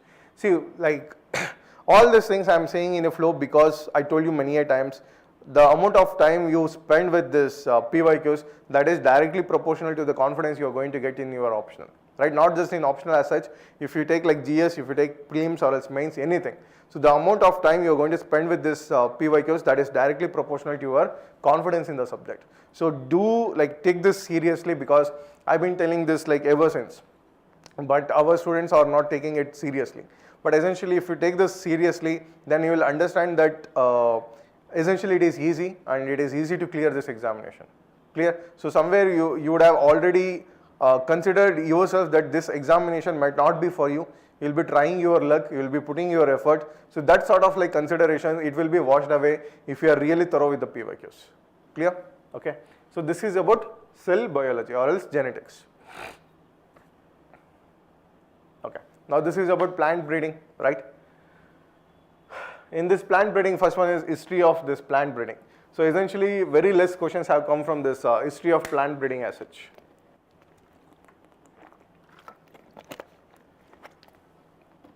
Okay. But this modes of reproduction, that is important topic, because in this modes of reproduction, at least like have basic idea. Okay. Basically we have three things like self, cross, and off-on cross-pollinated. So what are the mechanisms which are favoring those things, and what is the consequences, that is genetic consequences of this selfing, crossing, and why this self incompatibility, or as let's say for example why this variation it will be more, what is the role of this variation, and in which type of like reproduction it will be happening, what is this homozygous, what is this homogeneity, So this sort of basics if you have, then you will enjoy these things. See, even without those basics, you may buy at the things and you may write the answer. I am not saying it is totally not possible. But to enjoy it, so that is what the basics, it should be clear, then you should be reading these things. Clear? Okay, next one is crossing techniques. So same thing here, again like different mating systems are there, correct? So understand those mating systems and then like where it is used, so that is also important. So origin, evolution, domestication, etc. Center of origin. So law of homologous series. So that has been asked like twice or thrice. But essentially this thing, crop genetic resource conservation and utilization. That is one of the important topic because PGR and its utilization and conservation plus IPR, intellectual property rights. So usually this sort of questions it will be asked. Clear? So like either they will be asking with respect to PGR or they will be asking with respect to like plant varieties, that is in context of seed science. Clear? But essentially IPR plus this thing can be interlinked. Next one is application of this principles of plant breeding. So see, if you first understand this thing, what is that, the general procedure in this plant breeding. So if you take like any plant breeding procedure, the important agenda is creation of the variants. So for this variation or this creation of this variation, we would have employed like different type of procedure. So that is one. Second thing is that once that variation is created, then next important procedure is that has to be carried forward for different generations. Then we will be going for this selection procedures, where we have different type of selection procedures. Once that is done, then it is about mass multiplication, where seed science will come. So that is why there is interlinkages between genetics, breeding and seed science plus physiology. So combine this knowledge together, then your understanding and like enjoyment of the subject will be maximum. See, for me the sad part from like students is that though like paper 2 is easy and it is more enjoyable and it is easy to score, people are scoring less, one. Second thing is that they are fearful of the second paper. But essentially it is one of the easiest and one of the enjoyable subjects. Are you getting? Right. Next one is this thing, application of molecular markers, and again this is one of the most repeated thing and one of the easiest thing to learn here. So first thing is that at least have brief idea about different types of molecular markers. Like for example RFLP, PCR. So what is this and what is the like difference between these things in brief.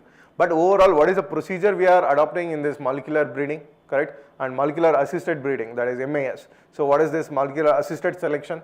So these are the basic things you should be knowing from this topic.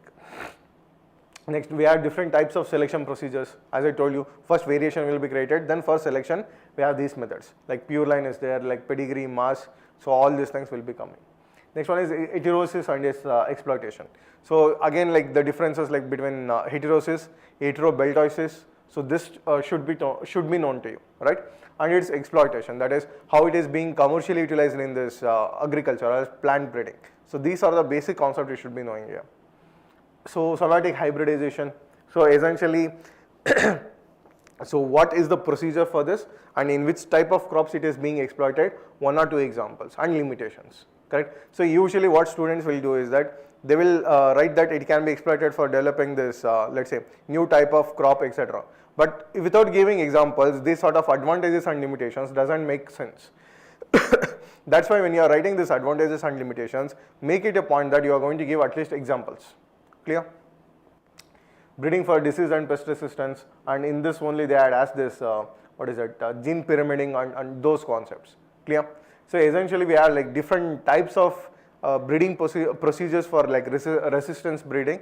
So for that you should be knowing the different types which is present. Actually there is another trend, especially in this plant breeding. What they are doing is that they are combining this biotechnology plus this plant breeding.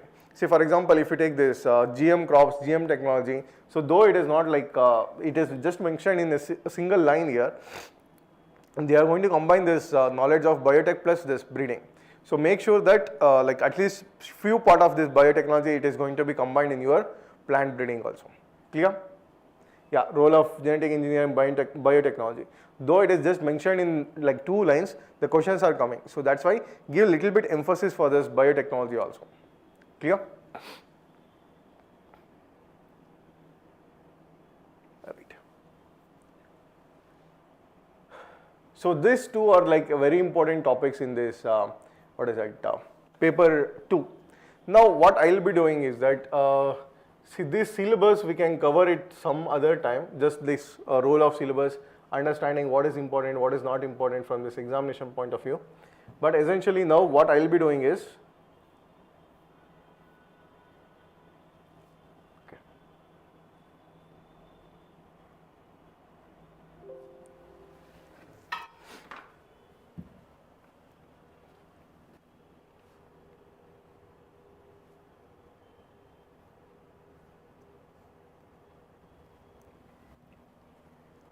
right. So as I told you, I explained you the syllabus in brief. I explained you like few parts of this important syllabus, and then now what I will be doing is that, see, I will be letting you know like how our program, that is this Insights Agri Optional Foundation classes will be beneficial for you, right? Okay. See, first thing, see in Insights we have like 3 programs for this agriculture optional. One is called as IARI. So Insights Agriculture Optional Revision and Recall Initiative. So this we had concluded recently. So the main focus of this program was with respect to like answer writing skills. Now let's say there is another misconception among the students, especially from the farm science background. They will be saying that, sir, we have read like let's say for 4 years, and few students might have even read like in their PG. But main important aspect or as like lacunae for them is writing skills.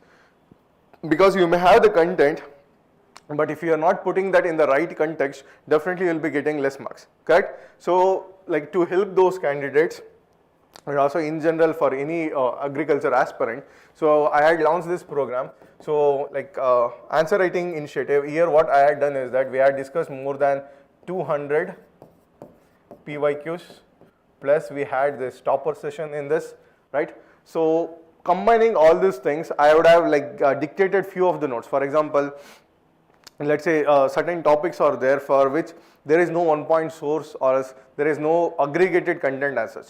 So for those things I have dictated the notes also. So in a way I can say that you will be covering at least more than 65 to 70% of the syllabus in a brief way, and you will get this better understanding of like how to understand the demand of the question, how to like what is that, start this introduction, how to conclude these things, especially if you take this paper to. So people are made to believe that it is a technical subject. Of course it is, but essentially in technical subject you need not give this, you know, conclusion or else like introduction. So there I shown you like n number of types, like at least 3 or 4 types of introduction and conclusion for each question. So if you like watch those sessions, that will be like very much insightful for you to better have this presentation skills, right? So that is IRI program. And another program which we have for agri optional is YLM test series. Year-long mains test series for optional agriculture. So this is essentially like 6 to 7 months program where you will be writing 16 tests. So in this 16 tests we have 14 sectional tests and we have 12 sectional tests and 4 full length tests. So sectional test will be for like 100 marks. So that is to say, for example, if you take our syllabus, so there, let's say the syllabus like agronomy, syllabus like soil water conservation, and then this genetics and breeding, where it is little bit bulky, then you need little bit extra time to make the notes. For those things, what I have done is that I would have given like 2 separate sectional tests. I have divided the syllabus itself. 2 separate tests will be there for that, and usually the duration between 2 tests will be like at least for 2 weeks, right? So that we have given adequate time for you to prepare the notes, then revise it, and then appear for the test. So that is about this YLM test series. Now from September 15th, as you would have seen this in the first slide itself. So from September 15th, we are starting this foundation classes.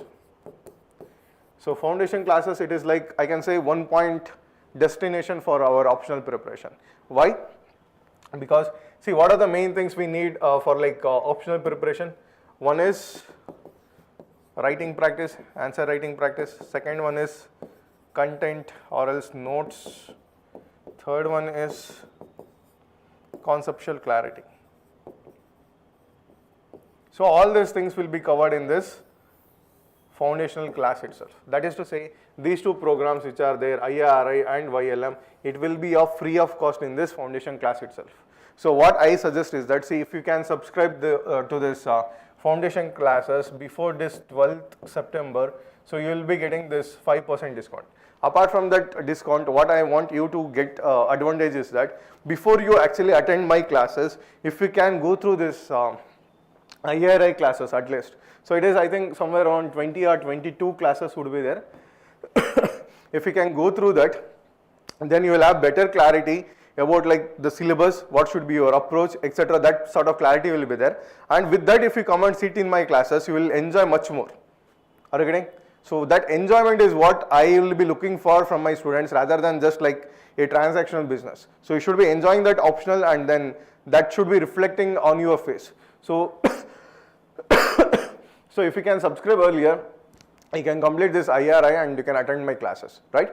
So that is one program. I mean, of course, like two programs will be merged with this thing. So one is IRI, that is how you can utilize it. Second one is YLM. Now let's say, for example, if I start like first classes from this ecology, and then if I complete like ecology, and then if I complete like agronomy, so combining together, if at all I have given one test, then you can go back to that test, you can give that test, you can upload that copy in the portal, then it will be evaluated by me itself, and then it will be given to you. And this in YLM, we have this recorded test discussion. That is, each individual question I would have taken, I would have explained you the way you should be approaching this question, the way you should be starting this introduction, 2-3 types of introduction, body, what should be the transition between these two things, and how you can conclude this thing. And also I would have mentioned you the sources where you can refer for those things. So that will be available in the portal. So once you have written the test, go to that discussion video, and then after that, still if you have any doubt, definitely you can reach out to me, then I will be giving you much better clarity. So this is about YLM. So in this optional classes, what is happening? You will be having two things together plus this thing. So in the classes, what I will be doing is that I will be dictating you this notes which is on the line of like examination orientation. For example, let's say rather than like dumping the notes like pages or else like books together, what I would be doing is that there are certain section of portion where there is no one point source. Correct. So what I will be doing is that where my interference is needed, where if I interfere and give like some material for you, that would be acting as value addition for you. So those things I will be dictating in the classes. So rest of the things which is like flooded in the market or is like freely available, those sort of things I will be giving in the PDF. So it will be like mix of both dictation plus PDF. But at the end of the classes, which will be of like 100 classes, that is to say somewhere around 3.5 to 4 months, by December end definitely it is going to complete. So you'll have like one good source with you, that is content with you, plus you would have already written this test, plus you would have already got this idea of answer writing skills from this IRI program. So combining all these three things together, I can say that this could be like one point destination for you for optional preparation. And it is not just for like agri graduate, as I told you in the beginning, because I have seen like many students who always think like if they get good guidance and if they know like what to read, what not to read, then definitely they will be acing the exam. So for them also it is going to be helpful. Clear? And obviously, as I told you, for this thing, what is that? Forest service, it is going to be much more beneficial for you, right? So and lastly, okay, so this is my Telegram ID at KRTP12. So all this is in capitals, and if you type this in the Telegram, you will be looking at this name, Thorun, and this is my name, so Thorun Patel. So you can, if you have any query about like optional, or if you have any query about like program itself, so you can definitely reach me out in this Telegram ID. So I will be happy to help you with that, right? Okay. So if you don't have any doubt, online people, then we will be concluding. You have any doubts? You want to have, do you have any other questions to ask for me?